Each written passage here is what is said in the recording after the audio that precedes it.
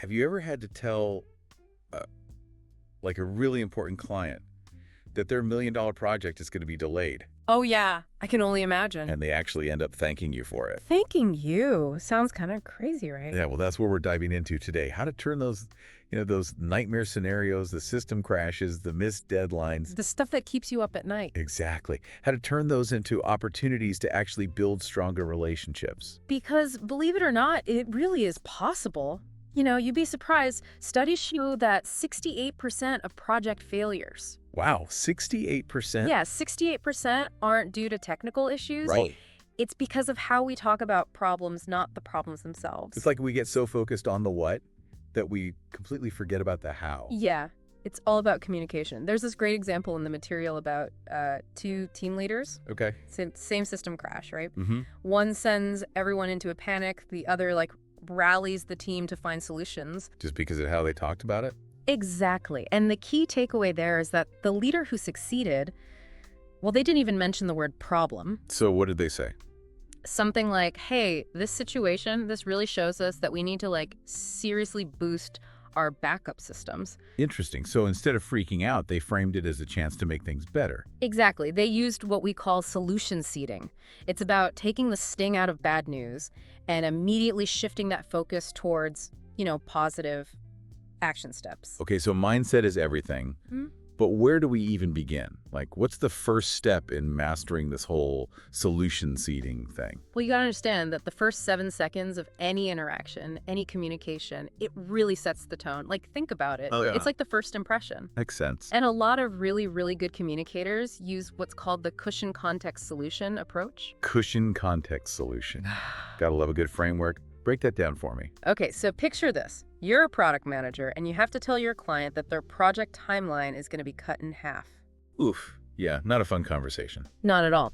But instead of just dropping the bomb, you start by acknowledging their goals, right? You say something like, I've been really focused on how to maximize the impact of this project. Right. And Okay, so you're easing into it, you're connecting it to something they care about. right, you're cushioning the bad news with something positive and relevant. Then you explain why the timeline needs adjustments, but you frame it as a necessary step to achieve those goals. Smart. You're not just saying no, you're saying here's how we're going to get you to yes, even though things have changed. Yeah, But exactly. what about those, those really intense situations where every second counts? Mhm. Do you still use this subtle approach? Oh, it's even more important in those situations. Right. Think about it. Okay. You need to communicate that, this is serious, but you don't want to cause complete panic. Right. So instead of yelling emergency, you might say, all right, this needs our immediate attention, or we need to act fast on this. Got it. So you're choosing words that get the message across loud and clear, but without sending everyone into a tailspin. You got it. It's all about staying calm and focused. And, your voice plays a big part here. How you say it is just as important as what you say. Oh, for sure. Tone of voice, body language, that all adds another layer of meaning. Exactly. And one thing that people often underestimate is the power of silence. Silence. Yeah. Most people, when they're nervous, they rush to fill every little gap in the conversation. Oh, yeah. But a well-placed pause, Okay. it can be incredibly effective, especially after you've delivered some, tough news. It gives everyone a moment to just absorb Just it. take a breath. Yeah, Process the information. exactly. This is all really interesting, but I gotta say, it seems very Western, how we express problems probably depends a lot on who we're talking to, especially in a global context. Oh, you are absolutely right. What works in one culture might completely backfire in another. Imagine you have to report a server crash. 2 teams in Tokyo, London, New York, and Dubai. Right. You might need 4 different approaches. Oh, absolutely. I read about this engineer. Her direct American style was causing all sorts of tension with her Singaporean team. Oh, yeah. It wasn't until she started giving more context up front that things got better. So how do we navigate these different cultural communication styles? Is there a roadmap for that? There is, and that's what we're going to explore next. Get ready for a trip around the world, from the, subtle nuances of Northern Europe to the relationship-focused conversations in the Middle East. Sounds fascinating. I'm ready to pack my bags. All right, so let's say we're dealing with, a project delay. Mm-hmm. In Northern Europe, you might hear something like, We've identified a 15% deviation from the project timeline. Like, very data-driven, straight to the point. Yeah, no messing around. But that wouldn't fly everywhere. Oh, I can imagine. What about like Latin America? Would that same approach work there? Probably not. You'd probably want to take a different tack. In a lot of Latin American cultures, relationships are like everything. So before you even bring up the delay, you'd probably want to, spend some time reaffirming the partnership, emphasizing those shared goals. It's almost like you're saying, hey, we're in this together, right? Okay, so now that we're all on the same page, Exactly. and then you bring up the problem. Yeah. It's interesting, though, how I guess what might feel like small talk in some cultures is actually super important in others. Right. Like, it's not just about being polite, it's about building that foundation of trust. Okay, so we've got Northern Europe, we've got Latin America. What about, I don't know, East Asia? What's their style like? Oh, East Asia's fascinating. Okay, They often avoid the word problem altogether. really? So how do they address something like a project delay? Like, what would they say? Instead of saying, like, we have a problem, you might hear, there's an opportunity to kind of enhance our approach, or I'd really value your insights on optimizing the timeline. Interesting. So it's not about ignoring the issue. It's just a more indirect way of approaching it. It's all about, collaboration and finding solutions together. Right, maintaining that harmony. Exactly. Okay, and last but not least, what about the Middle East? I know that personal connections are really valued there. Oh, absolutely. A project manager I spoke to in Dubai, she uses this really interesting technique where before she addresses a budget overrun or something like that, she'll spend time talking about those shared goals and the value of the partnership, just to kind of reinforce those bonds before getting into the nitty-gritty. So it's like no matter where you are in the world, it's about understanding the cultural context and adapting your communication style accordingly. It's really key, yeah. Instead of having one message that you just blast out to everyone, you want to think about tailoring it for different audiences. So, you might have one version that's very data-driven and direct for your European colleagues. Right. And then another version that focuses on group harmony and, collective progress for a team in Asia. It's like having different translations of the same book. Right. You want to make sure the message resonates with the reader no matter their background. It's a great analogy. Okay, this is all super insightful, but I got to be honest, it also feels a little overwhelming. Are there any practical tools or phrases that we can use, things we can start incorporating into our communication right away? Oh, absolutely.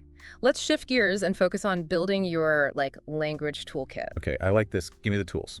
All right, so we can start with something I call the severity scale. Severity scale. Yeah, because not all problems are created equal, right? Right. So for minor issues, you might say something like, I'd like to propose an adjustment. For something a little more serious, you could say, we need to address this important variance. And for those really critical situations, you might open with, I need your attention on this. This is time sensitive. So it's about choosing language that reflects the level of concern. Right. Without overreacting or causing unnecessary panic. Exactly. Remember, our brains are wired to react more strongly to negative information. So framing things in a way that's, calm and collected, but still gets the message across is really crucial. Okay, so that's the severity scale. What else should we be thinking about? Well, I call this next one the buffer problem solution sandwich. Okay, I'm intrigued. Tell me about this sandwich. So it's basically about cushioning the problem between two more positive statements. Okay. So you might start with something like, as we continue to prioritize, project excellence, or in line with our commitment to transparency. So you set a positive tone. Exactly. Then you present the problem, and then you immediately pivot to a solution-oriented statement. You got it. So instead of just blurting out, we're behind schedule, you could say, as we strive for on-time delivery, we've encountered a slight delay in the project timeline. However, I've already identified several ways to get us back on track. Right. So it's not about sugarcoating the issue. It's just about framing it in a way that's more, I guess, constructive and less accusatory. Yeah, it's about focusing on those solutions. Okay, the sandwich. I like it. Yeah. What else can we add to our toolkit? Are there any other, power phrases that can help us turn those tricky conversations around? Yeah, let's talk about problem expression pacing. Yeah. It's all about controlling the flow of information. Okay. So you're not just bombarding the listener with, a fire hose of negativity. Right. For example, instead of saying, oh, the system crashed and we lost 3 hours of data, Try breaking it down into smaller pieces.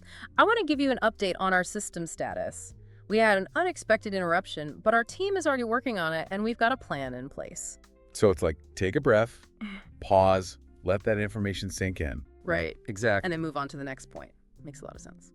And of course, your tone of voice plays a big part here. Oh, for sure. Like subtly lowering your pitch when you're expressing concern, using pauses strategically, ending your statements on a slightly higher note to kind of suggest that, there's a solution on the horizon. It's almost like you're adding punctuation to your spoken communication. Exactly. It's fascinating how much of an impact these small tweaks can have. Yeah, right. It's like taking those everyday phrases that we use and supercharging them, making them work harder for us, shaping the conversation in a more positive direction. You got it.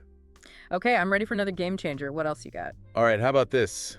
Solution seeding language. Solution seeding language, okay. It's basically about framing problems as opportunities for growth and improvement. So instead of saying, oh, we have a serious delay, you might say, we've identified an opportunity to strengthen our timeline.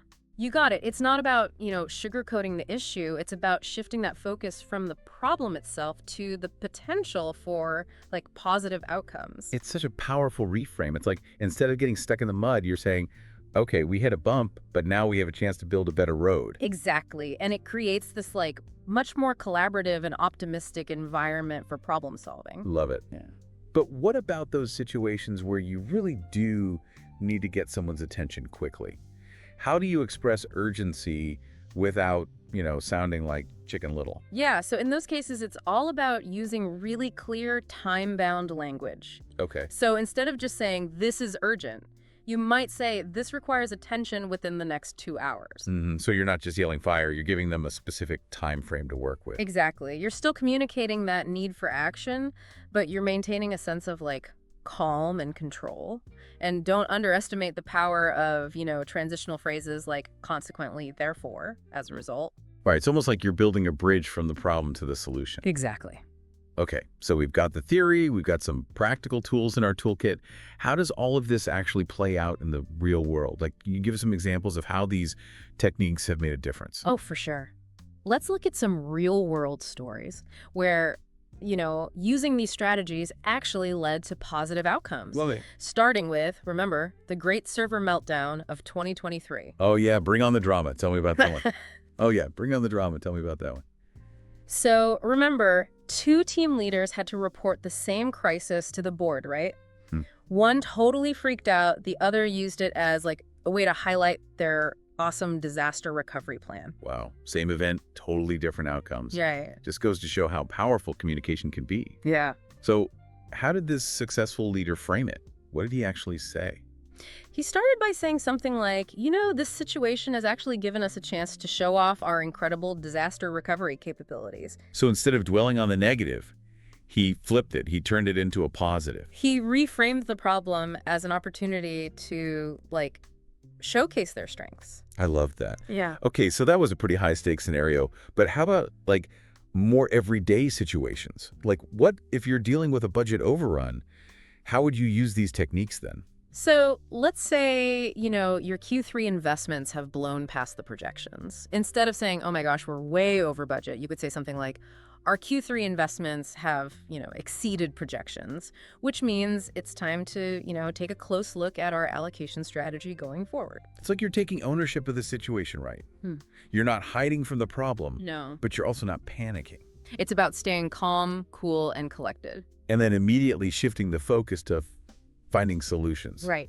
Okay, so this has all been super helpful, but we can't forget about the elephant in the room, right? Okay.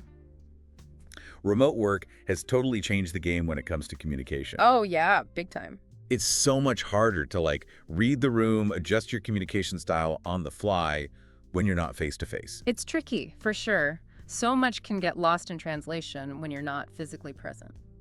What are your tips for communicating problems effectively in this, virtual world? Well, one thing that works really well is what I call the multi-channel approach. Multi-channel, okay. So for any, serious issue, you don't want to just drop a bomb in a virtual meeting. All right, nobody likes that. Start with a concise message, something like, hey, I need to talk to you about something important regarding the project.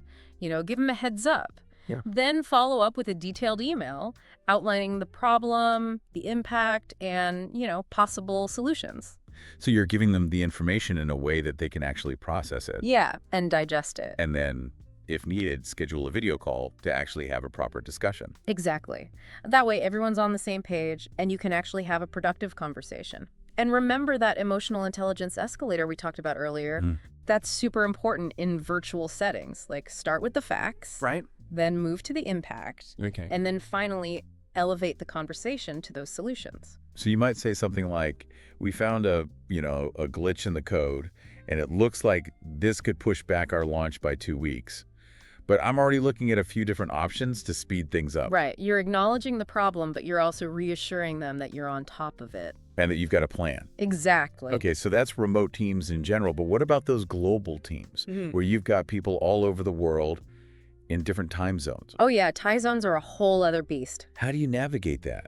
Like, you don't want to send an urgent message at midnight that wakes someone up on the other side of the world. No, for sure. So what's the solution there? Well, one thing that can be really helpful is to create like a 24-hour problem expression cycle. 24-hour problem expression cycle. Okay. So basically you have like different versions of your message. Yeah. One for immediate action, one for like next business day priority, and then one that's just more for awareness. So that way everyone's getting the right level of information at the right time. Exactly. Okay, this has been fantastic, super insightful, so much great information. I'm glad you're finding it helpful. As we wrap up here, what's the one big takeaway that you want our listeners to remember about this whole idea of mastering professional problem expression? It's this, and I can't emphasize this enough. Every problem, no matter how small, no matter how big, it's an opportunity. An opportunity for what? An opportunity to demonstrate leadership, build trust, and really show off your problem-solving skills. It's not about pretending problems don't exist. It's about tackling them head on with professionalism, with composure, and always, always with a solution-oriented mindset. I love that. It's like you're saying, don't just survive problems, use them to thrive. Exactly. And remember, mastering this, it's not just about checking things off a to-do list. Right. It's about shaping perceptions and building a reputation for excellence. So to all our listeners out there, remember, you have the power to turn those tricky conversations into opportunities for growth. Start small, incorporate one or two of these techniques, and see what happens. And, never stop learning, never stop practicing, keep refining your approach. Because communication is a lifelong journey, right? Couldn't have said it better myself. This has been a fantastic deep dive. Thank you so much for sharing all these incredible insights with us. My pleasure. Thanks for having me. To everyone listening, we hope you found this helpful. Remember, every problem is a chance to showcase your best self. Until next time.